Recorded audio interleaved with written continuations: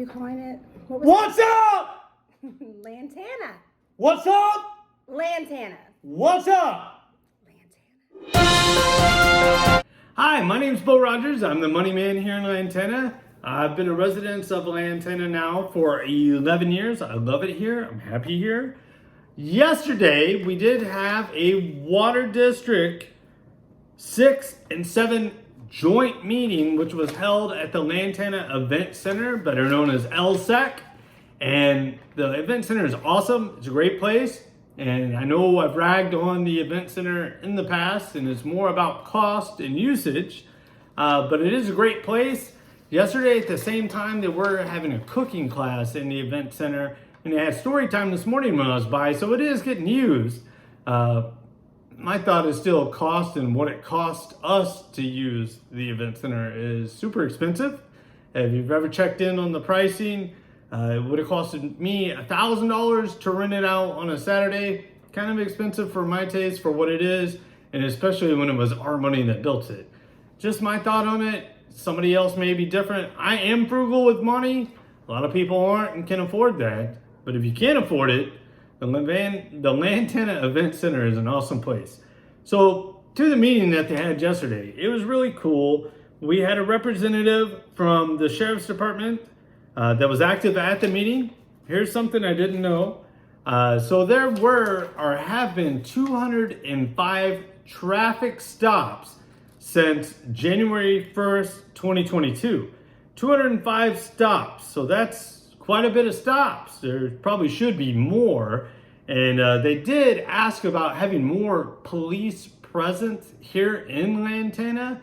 And it's not a bad idea, but it does have a cost to it. The cost to have another 40 hours a week of patrol in Lantana is in the six-figure range. But here's something that would kind of offset the cost. I mean, if it's a six-figure range, you could probably make that in fees that you're getting for pulling people over, because there are a ton, I guarantee you, of infractions that are out there. I spent maybe 10 minutes at a stop sign and saw at least 20 cars. And at, I don't know, I think it's like $275 a pop that the county would make money on. They could probably afford to pay somebody to do that. I mean, you would need multiple police cars for all the stops or the infractions that are out there, but it's a good start. Not to mention the golf carts that still roll down Lantana Trail, even though the law states that if the speed limit is over 35 miles an hour, you can't have a golf cart, even if you're licensed. So I'm just saying, a lot of infractions still out there. There's money to be made by the Sheriff's Department if they wish to do so. To where that cost shouldn't go on to Lantanans, because you're going to make that money back just on the infractions. Also, the fire chief was there. Super nice guy. Really liked him. He was looking to retire, and he was supposed to have his counterpart come in on June 1st, but his counterpart got hired off to another job in Pearland and took it. So we still have the same fire chief that covers Lantana. Did you know that the turnaround time is 6 minutes and 45 seconds from the time you call until they get to you? It's not really bad. That's pretty good turnaround time. Back in the day, it was something like 8 minutes or something like that, when, of course, Lantana was more rural. Like when I first moved here, 407 was one way in, one way out. Not so much anymore. So, I mean, that's cool that the times are down.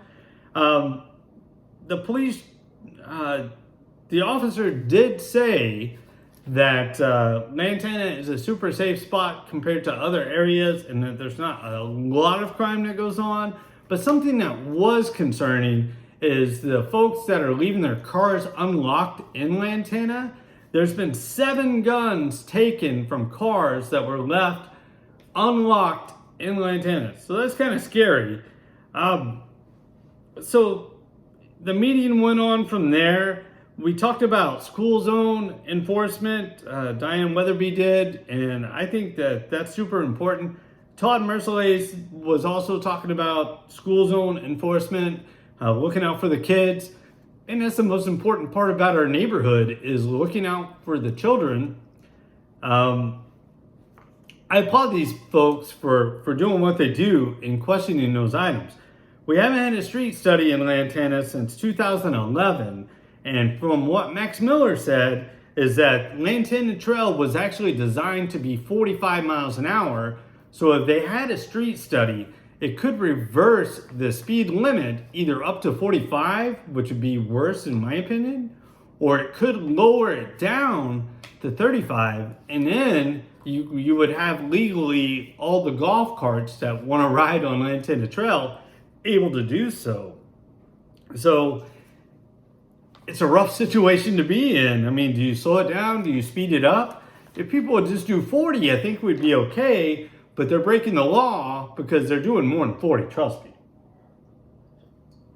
So enforcement, I think, is key. If we had more police enforcement and more citations issued, I think Lantana Trail would be a safer place. They did go on to talk about what? They went on the traffic study that I found very important.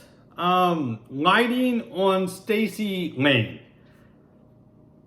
If you've ever walked Lantana Trail late at night, once you get past Heritage, it gets pretty dark pretty quick because there's no lights until you get to the North Amenity Center.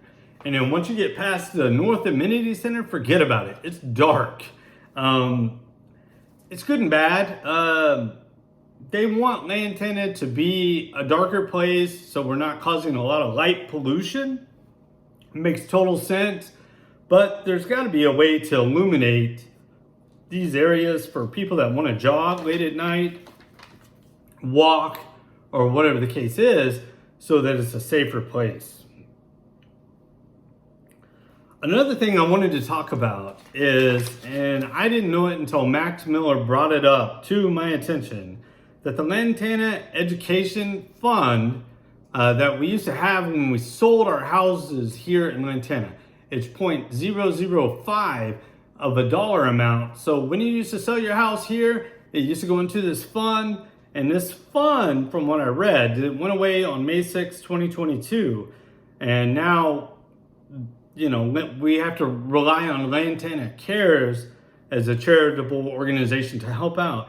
But I didn't know this fund actually was set up by the builders, and it actually helped to build the schools that are here in Lantana. So it's good for people that aren't moving, but for people that are moving, I mean, 0.005 hurt, understand that, but as long as it's going to somewhere good, I'm okay with that. If it's going to the kids, I'm okay with that. But it's no more, so it's nothing to worry about, but it is something to think about. How are we going to continue to fund things, hopefully for the kids? So, things to get out of this: lock your car. Don't leave a gun in your car unless it's in your garage. Pickleball's still being worked on. They're still working out details on it. Please play my Lantana trivia. I was doing Lantana trivia with my friend Mark Strong at T-Rock prior to filming this video for you. And yeah, I didn't know there were so many neighborhoods in Lantana.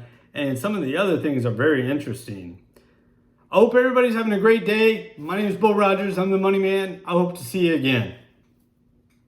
Now it is time for Lantana Trivia. You're the first answer. You can win a prize.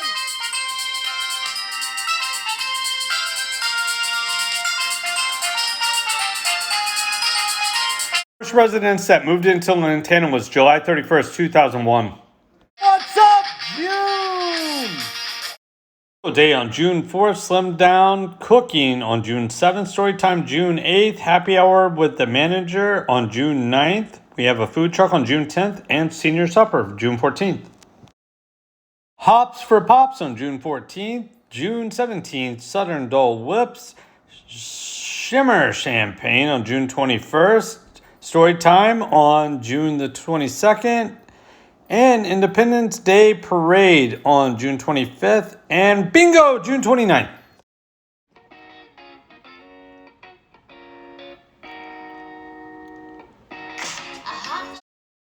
How do I know what's going on in Lantana? There's no mayor, there's no city council. Oh, it's the water board that controls it all. You can find these at the North and South Pool.